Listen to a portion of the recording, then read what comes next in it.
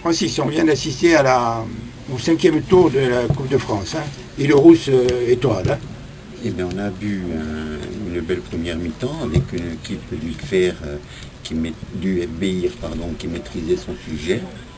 Mais l'étoile a bien résisté et après un but contre son camp de son capitaine Jérémy, c'est sur une belle phase de jeu que l'étoile a égalisé et toujours un but contre son camp. Particularité du match, quoi, voilà. de cette première mi-temps plutôt. Voilà, particularité, et en plus, autre particularité, c'est Dimitri Menoz qui trompe son frère dans les buts.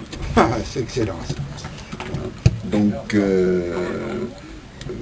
en fin de compte, on s'aperçoit qu'on a beaucoup critiqué le passage à 12 de la DH, mais on s'aperçoit aujourd'hui que le niveau s'est relevé et qu'il y a plusieurs équipes qui aujourd'hui se retrouvent dans de bonnes dispositions. On voit très bien que l'étoile n'a pas à rougir de sa prestation face au FER, qui est quand même au FBIR, au Balanin, qui sont quand même habitués aux joutes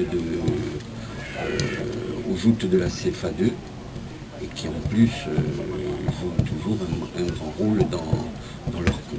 Île-Rousse qui avait perdu la finale à la Coupe de Corse l'année dernière. Qui avait perdu contre l'AJB. Mais enfin là, il faut dire qu'à la différence entre le match de la finale de la Coupe de Corse et ici, c'était que Île-Rousse était un peu démobilisé après la fin de son championnat où ils avaient joué l'accession et qu'ils n'avaient pas réussi. Donc on pourrait leur accorder des circonstances atténuantes. Alors que là, c'est quand même l'étoile qui leur tient la dragée haute. Même si la JB n'avait pas à rougir du match qu'il avait fait pour la finale. Et puis je ne sais pas si c'est unique dans les annales, mais l'année dernière, les deux enfants de Charles Saul jouaient à l'Île-Rousse, et Charles Saul est toujours président de la JB.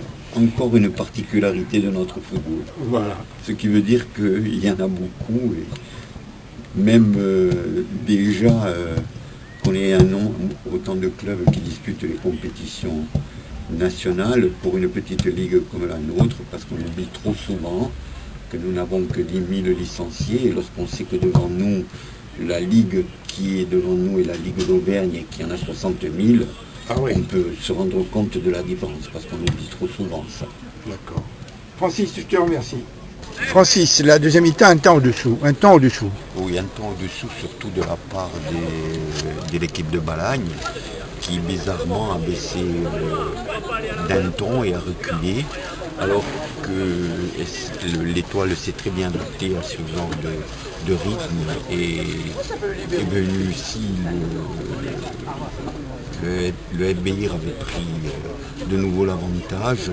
Normalement, pratiquement dans le temps additionnel, l'étoile n'a jamais baissé les bras, ce qui lui a permis de revenir, je dirais, d'une façon logique. Donc score 2-2 au bout de 90 minutes. On va jouer les prolongations. 90 minutes plus les prolongations. Maintenant, cela risque de se jouer sur un coup de dé, mais aussi sur la fatigue. Hein. Est-ce que l'étoile... parce que le temps est lourd aussi, il fait chaud. Voilà, le temps est lourd.